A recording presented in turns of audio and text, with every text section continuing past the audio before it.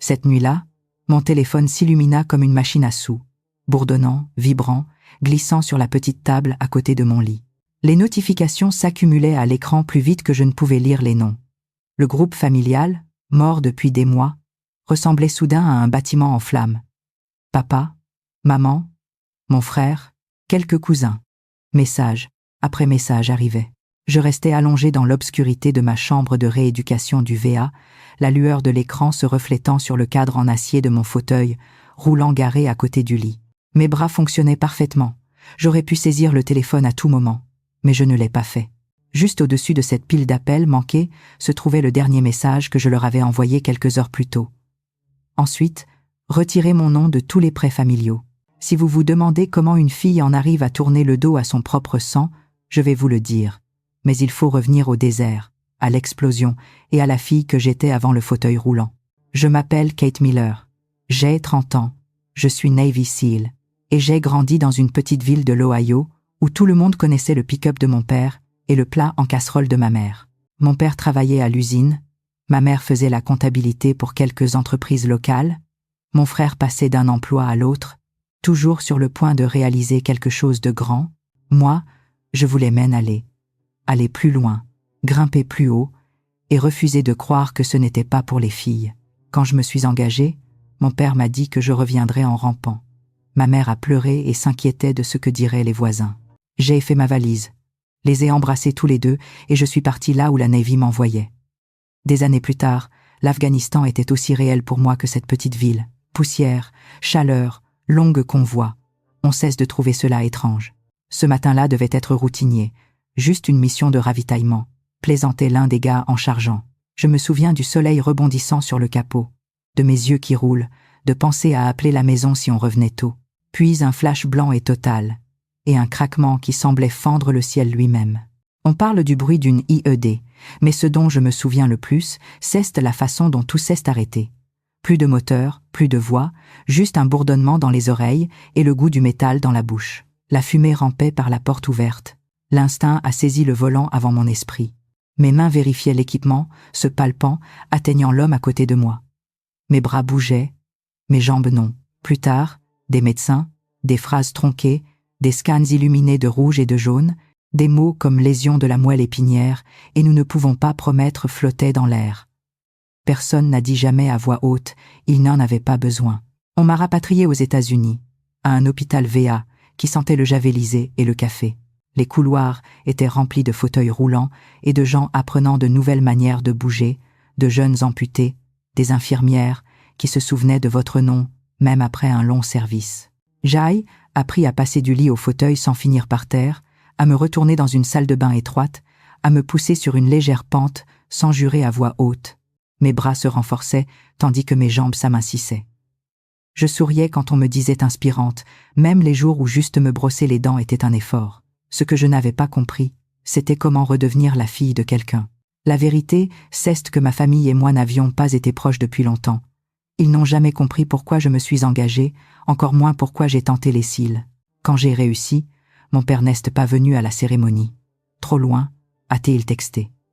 Maman a écrit « Fais attention comme si je conduisais vers Cleveland plutôt que dans une zone de guerre. » Les fêtes sont devenues émojis et blagues transférées. Je me disais qu'il était occupé, mais allongé un après-midi à fixer le plafond et à écouter un enfant pleurer dans le couloir, j'ai eu une pensée presque honteuse. Être qu'à présent il serait fier, être qu'à présent il se soucierait.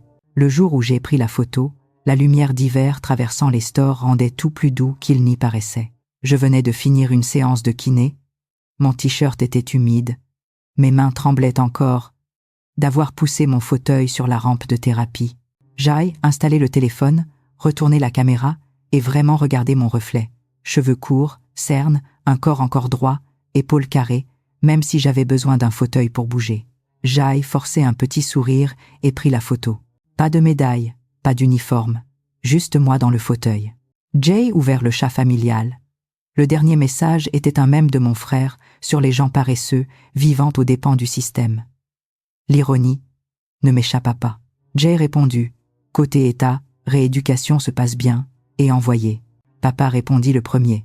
« Ne compte pas sur nous pour prendre soin de toi. » Je l'ai lu 3 fois. espérant un adoucissement, une plaisanterie, un second message, rien. Juste cette phrase, dure et plate. Puis, les points de maman apparurent. Tu ferais mieux d'avoir encore tes économies. Pas ça va? Pas. On est tellement content que tu sois vivante. Juste de l'argent. Un petit cœur apparut sous la ligne de papa. Mon frère l'avait aimé. Les gens me demandent ensuite si je me suis mise en colère, si j'ai crié, pleuré ou lancé le téléphone. La vérité, quelque chose d'autre s'est produit en premier, quelque chose en moi est devenu très, très immobile. Mes pouces bougèrent seuls, puis, retiré mon nom de tous les prêts familiaux. Envoyé. J'ai posé le téléphone et roulé vers la fenêtre. Dehors, un bénévole hissait le drapeau américain, claquant au vent, éclatant contre le ciel gris. J'ai pensé aux amis qui ne sont jamais revenus. Quand je me suis retourné, les appels avaient commencé. Cette nuit-là, mon téléphone s'illumina comme une machine à sous, et pour la première fois de ma vie, je l'ai laissé sonner. Le lendemain matin, après avoir à peine dormi au milieu du bourdonnement et des sonneries, je me suis dirigé vers la salle commune du VA. Une infirmière, Carole, 60 ans, langue acérée mais cœur tendre, a jeté un coup d'œil à mon visage et dit « Si tu as besoin de caféine, de sucre ou que quelqu'un te dise que ta famille a tort, je peux t'offrir les trois. » J'ai esquissé un demi-sourire. « Café ? Juste du café. » Elle me servit comme les femmes âgées de ma ville remplissaient les réservoirs d'essence. Vive, sûre d'elle, pas de geste inutile. « Chérie, dit-elle en glissant la tasse vers moi. Quoi qu'ils aient dit, tu ne le mérites pas. Je ne lui ai pas raconté ce qu'ils avaient dit. Pas besoin.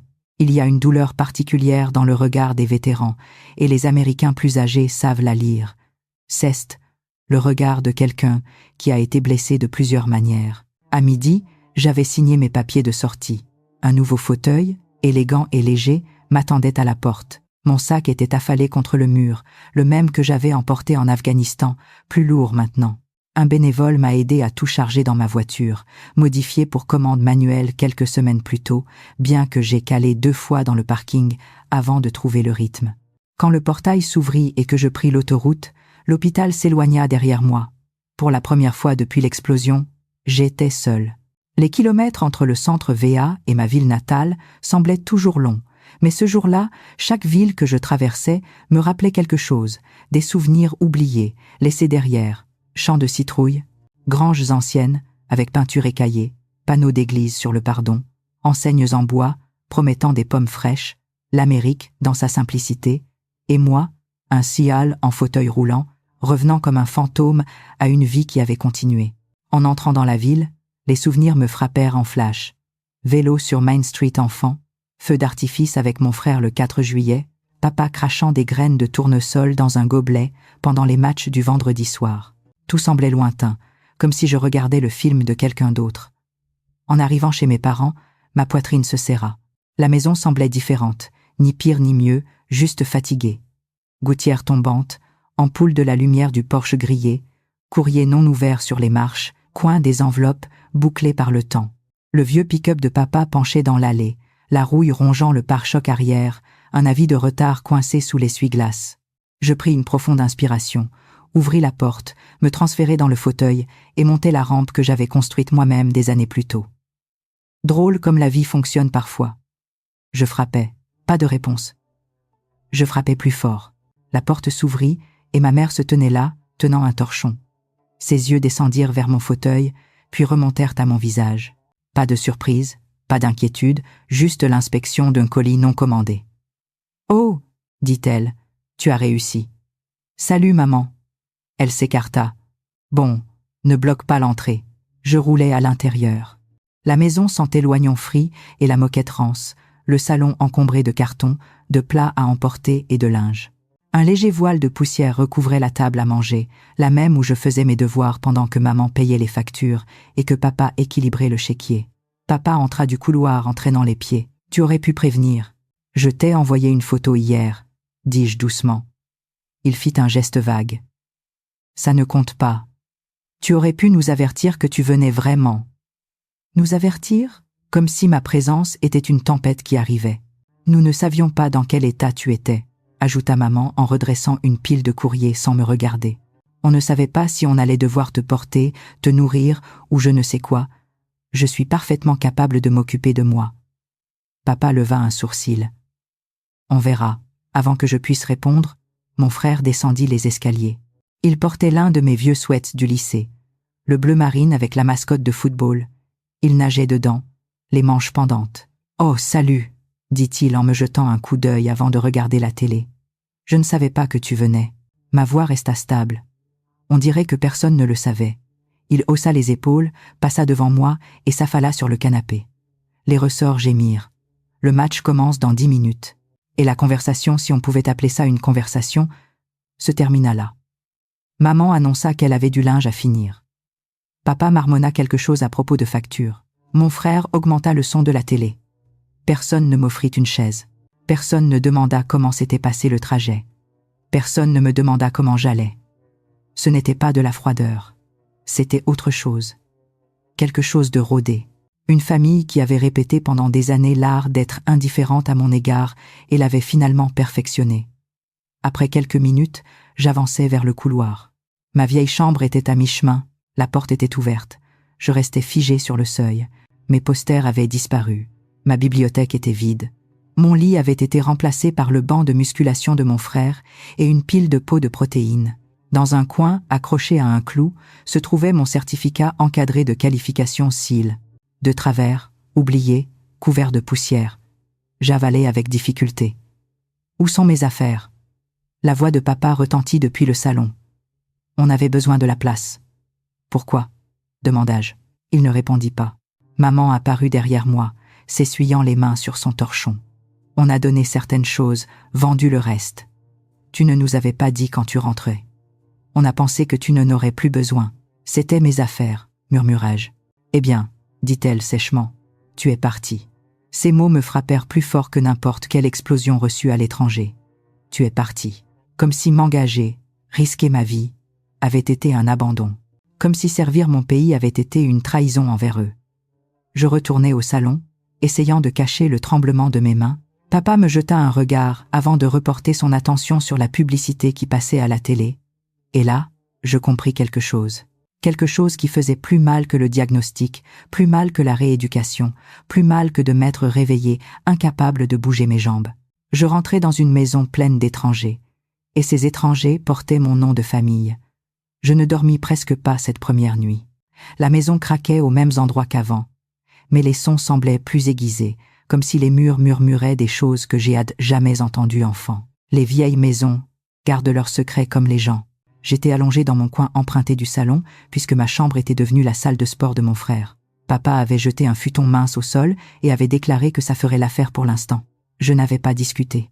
Discuter dans cette maison avait toujours empiré les choses, même avant l'Afghanistan. Vers minuit, la télé s'éteignit enfin et mon frère remonta lourdement les escaliers.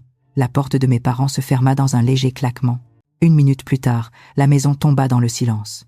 Je fixais le plafond. Les ombres des voitures qui passaient glissaient sur les murs comme de longs doigts tendus vers moi. Enfant, j'avais l'habitude de m'allonger dans ce même salon la veille de Noël, fixant ces mêmes ombres, convaincu qu'elles étaient des anges, des fantômes ou les reines du Père Noël. Comme le temps change tout, quelques heures passèrent, puis des voix dérivèrent du bout du couloir. D'abord je crus rêver, être le vent ou les tuyaux. Mais à mesure que les murmures se précisaient, je compris que mes parents parlaient dans leur chambre, la porte entr'ouverte, se disputant dans ces chuchotements furieux que les couples plus âgés utilisent quand ils pensent que leurs enfants dorment. Sauf que cette fois, leur enfant ne dormait pas. J'avançai discrètement mon fauteuil vers le hall, veillant à ne pas faire grincer les roues. La voix de papa, basse, tranchante. « Elle doit signer, Karen. On n'a plus le temps. » Maman répondit sèchement en chuchotant. « Tu veux que je fasse quoi ?» Lui tordre la main. Elle est têtue comme toujours. « Elle n'est pas têtue, » claqua papa. Elle fait sa dramatique. Elle pense que parce qu'elle est revenue dans ce fauteuil, le monde lui doit quelque chose. Ma respiration se bloqua. Dramatique. Après tout ça, maman soupira. On a besoin de son crédit. Les factures sont en retard. L'hypothèque a 3 mois de retard. Si elle signe, on peut refinancer. La banque a dit qu'ils accepteraient si elle était de nouveau co-signataire. Elle s'est déjà retirée du premier prêt. Tu as vu son message. Elle veut retirer son nom de tout. Seulement parce qu'elle est en colère, murmura maman. Elle se calmera. Un silence. Puis la voix de mon frère, endormie mais claire. Elle signera pas. Tu n'en sais rien, dit maman. Si, Jen, suis sûre. T'as pas vu son visage. Elle est différente, plus dure. Papa souffla. Elle nous doit bien ça. On l'a nourrie, non? On l'a élevée. C'est la moindre des choses. Maman ajouta. Avec ces indemnités d'invalidité qui arrivent, elle pourrait aider la famille. Dieu sait qu'on l'a assez aidée. Aidée. Ce fut à ce moment-là que quelque chose en moi se glaça. Ma famille ne s'inquiétait pas pour moi, ni pour ma santé, ni pour ma blessure, ni pour comment je me remettais. Ils ne se souciaient que d'une seule chose, ce que je pouvais leur donner et ce qu'ils risquaient de perdre. Maman reprit d'une voix basse. Si elle refuse, on expliquera les choses, on la culpabilisera un peu, on lui rappellera qui nous sommes. Papa laissa échapper un rire sans joie. Et si ça ne marche pas? Un silence lourd. Alors ce sera sa responsabilité. Elle est célibataire. Pas d'enfant. Elle peut bien contribuer. Ma mâchoire se serra jusqu'à me faire mal. Je retournai dans le salon, chaque mouvement calculé et silencieux. Ce qui me frappa le plus, ce n'était pas leurs mots. C'était leur aisance, leur naturel, comme si cette conversation n'était pas nouvelle. Comme s'ils avaient répété ce rôle pendant des années, attendant que je revienne juste assez abîmé pour être utile. À l'aube, une fois qu'ils furent tous endormis, je roulai jusque dans la cuisine pour prendre de l'eau. La lumière du matin passait à travers les rideaux, illuminant les particules de poussière dans l'air. Le même linoléum jaune que j'avais connu enfant s'étendait sous moi. Le même frigo aux manches ébréchées. Le même pot à cookies en forme de poule que maman gardait pour la décoration. Tout semblait normal, mais rien ne l'était. Plus tard ce matin-là, maman fit du café sans me demander si Jen voulait. Papa lisait le journal, tournant les pages avec le même claquement impatient de mon enfance. Mon frère était sur le canapé, défilant sur son téléphone avec son éternel petit rictus. Personne ne mentionna la conversation de minuit. Personne ne demanda comment j'avais dormi. Papa demanda seulement « Alors, quand comptes-tu chercher du travail ?» Je clignai des yeux. Je sors à peine de rééducation. Le temps n'attend personne, dit-il sans lever les yeux. Maman ajouta « Tu devrais contribuer ici. » Contribuer. De la part de personnes qui ne m'avaient jamais porté, ni émotionnellement, ni financièrement jamais. Ça m'aurait presque fait rire. Presque. Mais au lieu de réagir, je répondis calmement. Je m'occuperai de mes dépenses. Vous n'avez pas à vous inquiéter pour moi. Papa souffla, agacé. Ce n'est pas ce qu'on voulait dire. Bien sûr que non. À midi, j'avais besoin d'air. Je sortis sur le perron et restai là à écouter les chiens du quartier aboyer et les enfants passer à vélo. Une femme de l'autre côté de la rue arrosait ses bégonias en fredonnant un vieux cantique. La vie américaine continuait autour de moi, simple, familière, solide. Et je compris quelque chose de profond. L'Amérique avait une place pour moi. Ma famille, non. Mon téléphone vibre.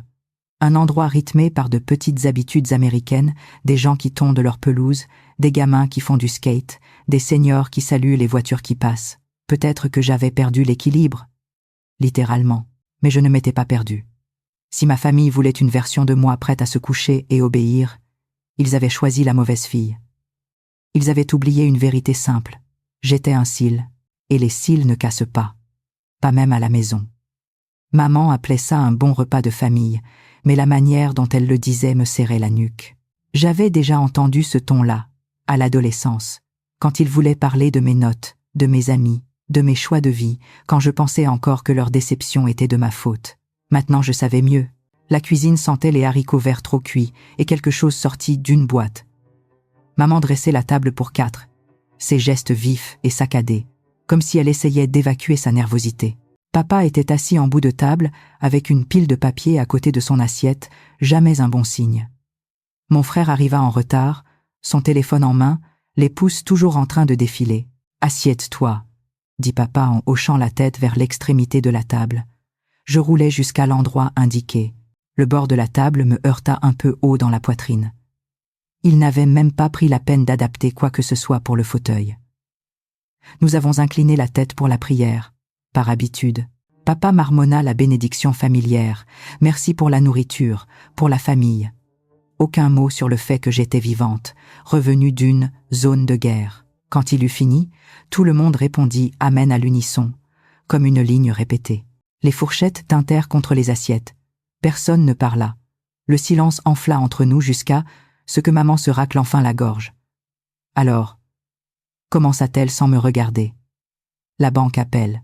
Mes épaules se raidirent. Je suis au courant. Papa posa sa fourchette et fit glisser la pile de papier devant lui. Autant s'y mettre. Je regardais la première page. Documents de prêt, logos de banque, lignes pour les signatures. Mon nom, tapé proprement à côté du sien, de celui de maman, celui de mon frère aussi. Il faut refinancer, dit papa. Tu sais, l'usine réduit les heures. Ton frère a du mal à trouver quelque chose de stable. Avec ton crédit et tes versements de vétérans, ils nous approuveront.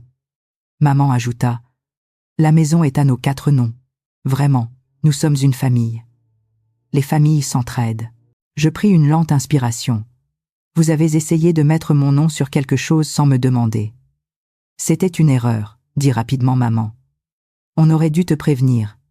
Mais on pensait que tu comprendrais. Cette maison, c'est tout ce qu'on a.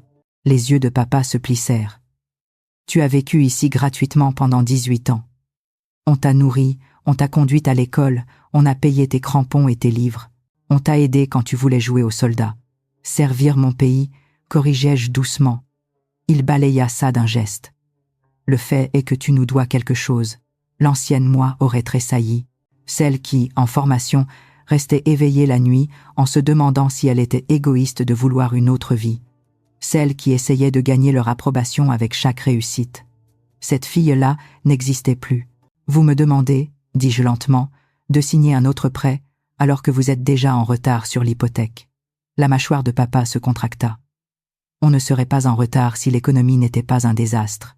Et si certaines personnes ici travaillaient vraiment, ajouta maman en jetant un regard appuyé à mon frère, qui haussa simplement les épaules en reprenant des pommes de terre. Donc, vous voulez mon crédit, mon allocation invalidité et ma signature, dis-je. Rien d'autre? Les lèvres de maman se pincèrent. Tu n'as pas d'enfant, tu n'as pas de mari, tu n'as pas de vraie responsabilité. On n'a que nous. Dans une autre maison, dans une autre famille, ça aurait pu être une phrase magnifique. Ici, ça sonnait comme une chaîne. Mon frère parla enfin, sans lever les yeux. C'est pas la fin du monde, Katie. Signe juste. Si, c'est la fin du monde, répondis-je. Si vous faites défaut, je suis responsable. Je suis déjà attaché à d'anciennes dettes que je n'ai jamais acceptées. Papa planta un morceau de viande si fort que le couteau racla l'assiette. Écoute, on ne te demande pas de retourner travailler dans les champs. Juste de signer quelques papiers. Tu te crois meilleur que nous maintenant? Parce que t'as porté un uniforme? La façon dont il dit uniforme le fit sonner comme un costume.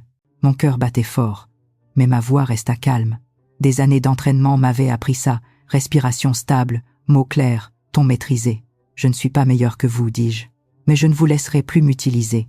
La température dans la pièce chuta de 10 degrés. Maman se pencha, les mains jointes, la voix douce, celle qu'elle utilisait pour manipuler. Katie, chérie, on était parents. On n'est pas parfait, mais on vieillit. On ne peut pas tout recommencer. Tu ne veux pas nous aider à tenir. Pense à la santé de ton père. Pense à l'avenir de ton frère. Je pensais à la conversation nocturne que j'avais surprise, la signature falsifiée, les messages envoyés après la photo à l'hôpital. Papa ne compte pas sur nous pour nous occuper de toi. Maman, j'espère que tu as encore tes économies. Le petit cœur envoyé par mon frère. Je regardais ma mère dans les yeux. Je pense à l'avenir, dis-je. Au mien. Mon frère souffla. Waouh. Froide. Je tournai la tête vers lui. Tu as liké le message de papa quand il disait de ne pas compter sur eux. Et tu n'as appelé que quand tu as réalisé que mon nom avait du poids à la banque. Son visage rosit. C'est pas. Papa frappa la table. Les assiettes vibrèrent. Assez. On parle pas de sentiments. On parle de survie. On a besoin que tu signes. Voilà. Plus de faux semblants. Je reculai légèrement. Les roues crissèrent sur le vieux parquet. Non. Le mot resta suspendu, petit mais solide. Papa me regarda comme si j'avais parlé en langue étrangère. Qu'est-ce que t'as dit? J'ai dit non. Les yeux de maman s'emplirent de larmes, pas de tristesse, mais de colère, d'orgueil blessé. Après tout ce qu'on a fait pour toi, qu'avez-vous fait pour moi? Demandai-je doucement. Vraiment? Vous n'êtes pas venu à ma remise de diplôme. Vous n'êtes pas venu quand j'ai obtenu mon trident. Quand j'ai failli mourir en Afghanistan, vous n'avez pas appelé la première semaine. Quand j'ai envoyé une photo en fauteuil, vous avez demandé mon argent, pas ma vie. Personne ne parla.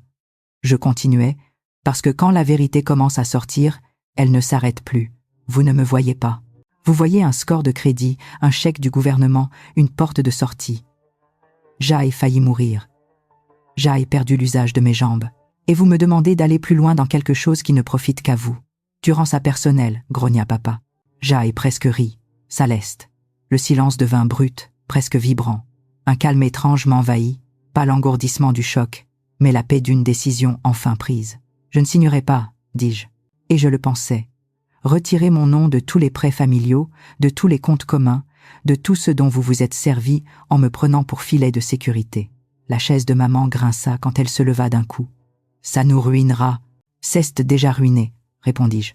Vous ne voulez juste pas l'admettre. Mon frère marmonna quelque chose sur un gratte et elle se croit une héroïne. Je ne saisis pas tout. Je n'avais pas besoin. Je fis reculer mon fauteuil. Les roues heurtèrent l'encadrement de la porte. « Où tu crois aller ?» demanda papa. Je le regardais. Vraiment regardé. Les rides plus profondes, les cheveux éclaircis, la fatigue, mais la même obstination que le jour où je lui avais annoncé que je m'engageais. Je pars, dis-je. Quelque part où je peux respirer. Je roulais dans le couloir, passant devant les photos au mur photo d'école, faites, une version plus jeune de moi, avec des bagues et une frange de travers. À la porte d'entrée, je dus lutter avec le seuil, le bois accrochant les petites roues du fauteuil. Personne n'est venu aider. Dehors, l'air était frais, chargé de l'odeur de l'herbe coupée et d'un burger en train de griller 2 maisons plus loin. Le ciel se striait d'orange et de rose, un de ces couchers de soleil du Midwest qui rendait même une vieille ville industrielle jolie. Je me transférais lentement dans ma voiture, les muscles protestant après la longue journée. C'était plus difficile quand mes bras tremblaient encore d'adrénaline, mais je le fis. J'avais appris à faire des choses difficiles. Je restais un moment, les mains sur le volant, en respirant. Personne ne sortit. Personne n'appela mon nom. J'allumai le moteur et m'éloignai sans regarder en arrière. Cette nuit-là, je me garais dans une aire d'autoroute. Quelques poids lourds tournaient au ralenti, leur ronron bas dans l'air. Un vieux couple dans un camping-car partageait un sandwich et un thermos de café. Un chien aboyait quelque part. J'inclinai mon siège autant que mon dos raide me le permettait et regardai les étoiles à travers le pare-brise. L'Afghanistan avait d'autres étoiles froides, tranchantes, suspendues au-dessus d'un désert étranger. Celles-ci étaient plus douces, familières, celles avec lesquelles on fait des vœux en grandissant. Je ne fis pas de vœux. Je fis une promesse. Ne plus jamais supplier des gens de m'aimer quand ils ne voyaient en moi qu'une ressource. Mon téléphone vibra une fois. Je ne répondis pas. Le matin, je retournerai au VA. Je parlerai à quelqu'un qui savait ce que c'était que de rentrer chez soi pour découvrir un champ de bataille auquel on ne s'attendait pas. Parce que parfois, la guerre la plus difficile n'est pas à l'étranger. C'est exactement là où tu es né. Le matin arriva doucement à l'ère de repos, une aube bleu-gris, du genre à rendre le monde plus tendre qu'il ne l'est vraiment. Je me réveillais, en clignant des yeux devant la buée sur le pare-brise et le grondement sourd d'un camion qui repartait. Le dos en compote d'avoir dormi à moitié assise, les bras encore tendus à force de me transférer dedans et dehors de mon fauteuil la veille, mais l'esprit plus clair qu'il ne l'avait été depuis des mois. Je savais ce qu'il fallait faire. Je m'étirai, attrapai mon fauteuil sur le siège passager et me transférai avec précaution. Un routier qui passait s'arrêta et me fit un signe de tête, pas de la pitié, juste un salut respectueux, celui qu'on adresse à quelqu'un qui a traversé quelque chose. « Bonjour, dit-il. »« Bonjour, » répondis-je. « Besoin d'un coup de main ?»« Non, souris-je. Mais merci. » Il souleva sa casquette. « Que Dieu vous bénisse. » Puis il repartit. Un geste si simple, une décence humaine qui m'avait réchauffé bien plus que n'importe quel mot de ma famille depuis mon retour. C'est fou, comme des inconnus, peuvent offrir plus de gentillesse que ceux qui partagent ton sang. À 7 heures du matin, j'étais déjà sur la route en direction du centre des anciens combattants. C'était le seul endroit où ma blessure n'était pas un poids, où personne n'attendait que je cache la douleur ou que je fasse semblant que l'explosion n'avait rien changé. En franchissant les portes automatiques, l'odeur de café et de cire pour le sol m'enveloppa comme une couverture familière. Carole me repéra aussitôt. « Tiens, regarde qui se promène, » dit-elle. « Enfin, roule, tu vois ce que je veux dire. » Je ne pus m'empêcher de rire un peu. Nuit difficile. Elle me scruta avec ce regard doux mais perçant que seules les infirmières d'expérience possèdent, celui qui voit toutes les blessures, même les invisibles. « La famille ?» demanda-t-elle. J'acquiesçai. Elle posa une main sur mon bras. Parfois, les pires blessures arrivent dans les cuisines, pas sur les champs de bataille. Je déglutis. Tu n'as pas tort. Je demandai à voir l'assistant social du centre, et elle m'indiqua le couloir. Franck, ancien MP de l'armée dans la cinquantaine, regard bienveillant et voix râpeuse adoucie par le temps, m'écouta, vraiment écouta, tandis que je lui racontais ce que j'avais surpris, ce que mes parents voulaient, la signature falsifiée, la pression au dîner. Chaque mot pesait lourd, mais il ne m'interrompit jamais.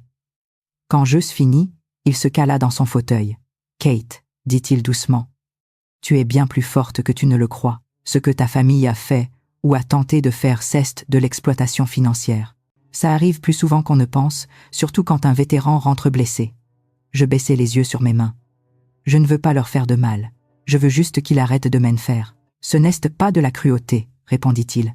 C'est de la survie. » Il me mit en contact avec une avocate bénévole partenaire du centre. Denise m'appela l'après-midi même. « Madame Miller, j'ai déjà vu des cas comme le vôtre. Vous n'êtes ni seule ni impuissante. » Impuissante, c'était la première fois que quelqu'un prononçait ce mot à voix haute. Et je réalisais soudain que c'était exactement ce que ma famille voulait que je ressente, comme si le fauteuil avait tout pris jusqu'à mes choix. Denise m'expliqua les étapes. Demander le retrait de tous les prêts conjoints, geler temporairement mon crédit, prévenir la banque de la falsification, me retirer de l'acte de propriété, fermer les comptes partagés, tout documenter. Ça paraissait énorme, mais elle découpa le tout en étapes gérables.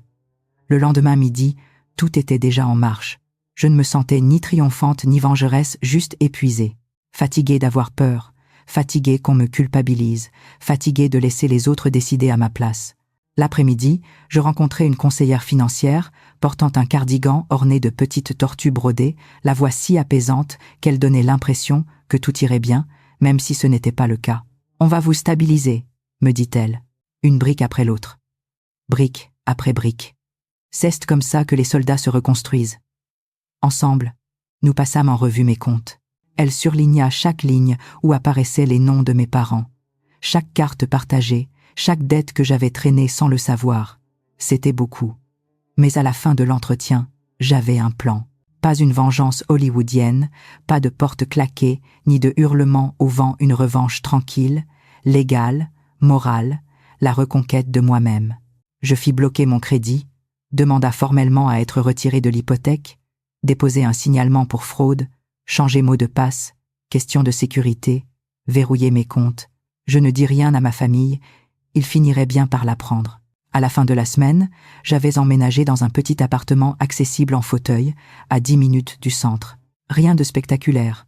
Un bâtiment beige, des balcons étroits, mais dedans c'était propre, chaleureux, à moi.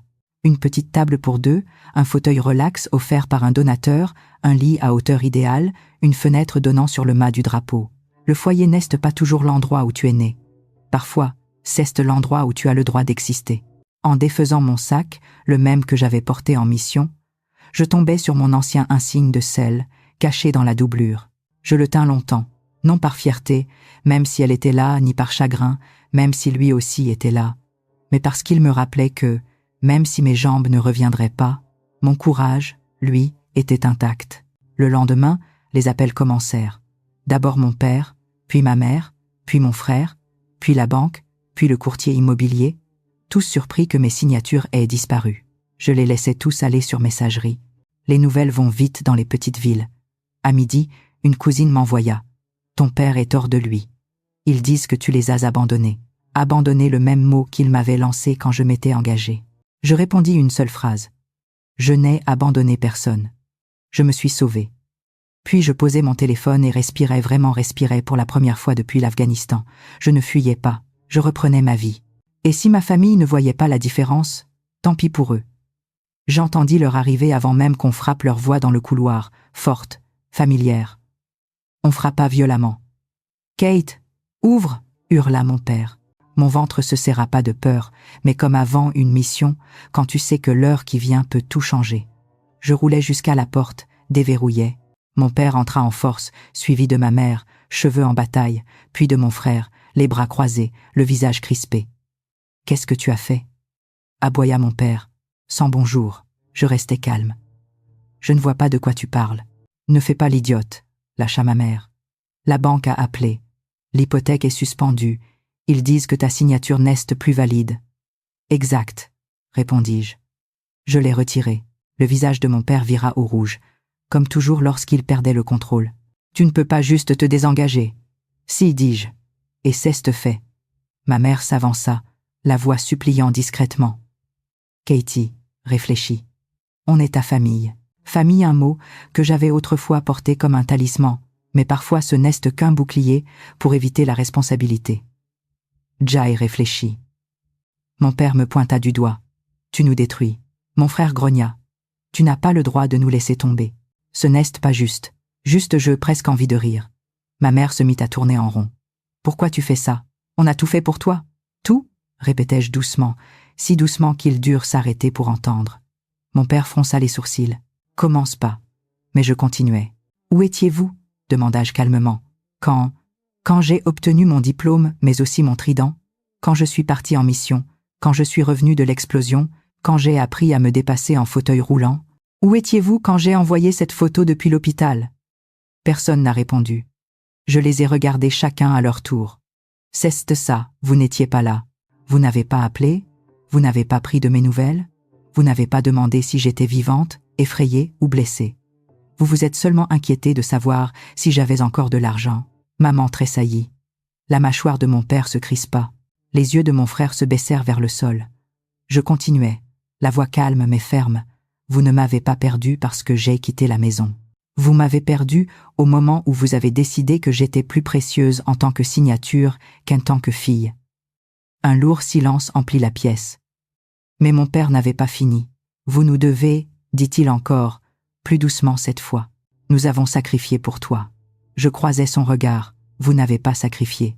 Vous avez investi et vous attendiez un retour. » Ça le frappa plus fort que n'importe quel cri.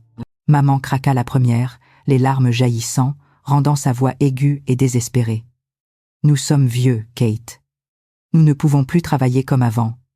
Nous avons besoin de cette maison. Nous avons besoin de ton aide. Tu as besoin, » je corrigeais, « de prendre la responsabilité de choix que tu as faits, des choix auxquels je n'avais rien à voir. » Mon père fit un pas en avant, et, l'espace d'un instant, je sentis remonter cette peur d'enfant, le regard qu'il avait quand il allait crier, quand il se dressait au-dessus de nous comme une tempête. Mais je n'étais plus une enfant, et je ne me tenais pas debout. « Tu rentres à la maison, » dit-il. « On fera de la place, on trouvera des solutions.